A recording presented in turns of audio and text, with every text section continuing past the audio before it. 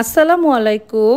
আজকে তৈরি করে দেখাবো খুবই সুস্বাদু ও মজাদার মসুরির ডালের রেসিপি।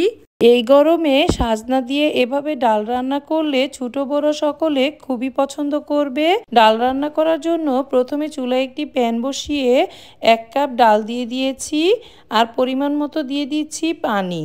এখানে আমি হাফ কাপ ডাল আগে থেকে ধুয়ে ভিজিয়ে রেখেছিলাম, সেটাই ফুলে 1 কাপ হয়ে গিয়েছে। এখন আমি এখানে পরিমাণ মতো তেল ও লবণ দিয়ে দিয়েছি, নেড়ে চেড়ে ভালোভাবে মিশিয়ে নিচ্ছি। ডাল যখন এরকম বলক উঠে যাবে তখন উপর থেকে ডালের যে ফেনাগুলো উঠেছে সেগুলো আমি উঠিয়ে ফেলে দিচ্ছি। এখন ডালটা ঠিক এভাবে বলক উঠবে। পেঁয়াজ কুচি দিয়ে নেড়ে চেড়ে চুলার আঁচটা মিডিয়ামে করে 20 মিনিটের মতো ডালটা ফুটতে থাকবে। তারপর আমি এখানে দিয়ে দিচ্ছি হাফ চা চামচ হলুদের গুঁড়া, 1/4 চা চামচ ধনিয়া গুঁড়া, 1/4 চা চামচ মরিচের গুঁড়া, হাফ চা চামচ জিরা গুঁড়া। এখানে আমি টমেটো দিয়ে দিয়েছি 3টা কেটে, একটা তেজপাতা দিয়ে দিচ্ছি আর দিয়ে দিচ্ছি এখানে রাঁধুনি 1/4 চা চামচ। এখন নেড়ে চেড়ে ভালোভাবে মিশিয়ে নিচ্ছি। এখানে আমি 1 চা চামচ আদা রসুন বাটা দিয়ে দিয়েছি। ভালোভাবে নেড়ে চেড়ে আরও কিছুক্ষণ রান্না হতে দেব। তারপর আমি একটা ডাল ঘুটনি দিয়ে ডালটাকে ভালোভাবে ঘুটে দিচ্ছি যাতে ডালটা একদম মিহি হয়ে যায়। এখন আমি চুলার আঁচটা মিডিয়ামে রেখে আরও 4-5 মিনিট ডালটাকে জাল করে নেব। তারপর আমি এখানে সাজনা কেটে রেখেছিলাম, সেই সাজনাগুলো দিয়ে দিচ্ছি।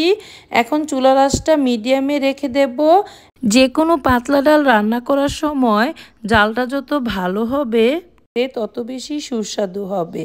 আমার ডালটা প্রায় 80% রান্না হয়ে গিয়েছে। এখন আমি এভাবে চুলার জারটা কমিয়ে রেখে দেব, ডালটা আস্তে আস্তে বলক উঠতে থাকবে। এখন আমি চুলায় অন্য একটি প্যান বসিয়ে দিয়েছি। ওই প্যানে 2 টেবিল চামচ তেল দিয়ে দিয়েছি ও 2 টেবিল চামচ রসুন কুচি দিয়ে দিচ্ছি, 2 টেবিল চামচ পেঁয়াজ কুচি। এখন আমি পেঁয়াজ ও রসুনটাকে কিছুক্ষণ নেড়ে চেড়ে ভেজে নেব।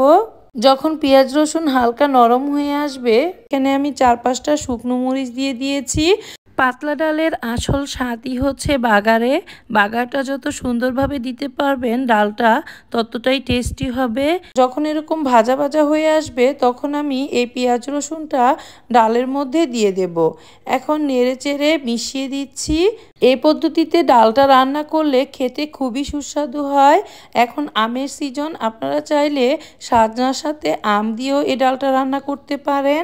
এভাবে পাতলা ডাল রান্না করে 1 প্লেট ভাত এমনিতেই খাওয়া যায়। ছোট বড় সবাই খেয়ে খুব প্রশংসা করবে এই ডালের রেসিপিটা। নতুন নতুন রেসিপি দেখার আমন্ত্রণ জানিয়ে আজকের মতো এখানেই শেষ করছি। আল্লাহ হাফিজ।